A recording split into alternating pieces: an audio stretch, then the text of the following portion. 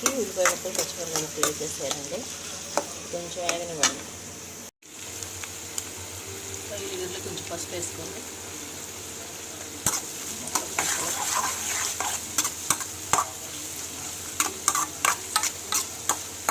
ముక్కలన్నీ మంచిగా వేగనివ్వండి. కొత్తిమీర వేయండి కొంచెం.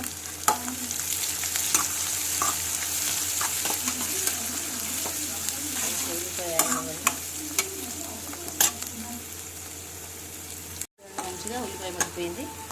ఇలా అల్లం వెల్లుల్లిపాయ పేస్ట్ వేసుకోండి.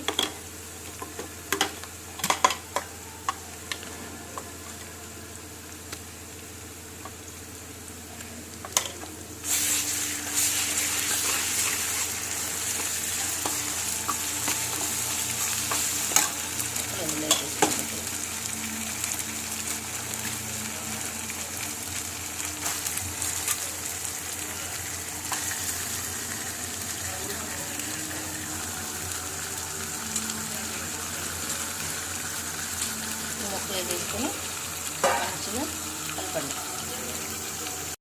ఇవ్వండి, కూర ఇట్లా ఎగిరిపోయింది చూడండి. ఇందులో ఉప్పు కారం వేసేసుకోండి.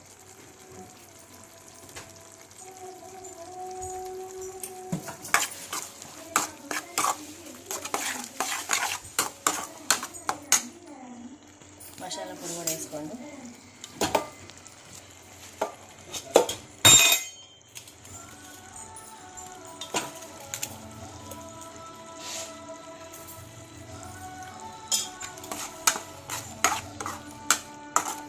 ఒక పెద్ద స్పూన్ మసాలా పొడి, ఒక స్పూన్ కారం వేసుకోండి. కొంచెం ఉప్పు వేసుకోండి. ఉప్పు వేసుకున్నాక చాలా పోతే ఇంకొంచెం వేసుకోండి. దీన్ని సిమ్లో పెట్టేయండి.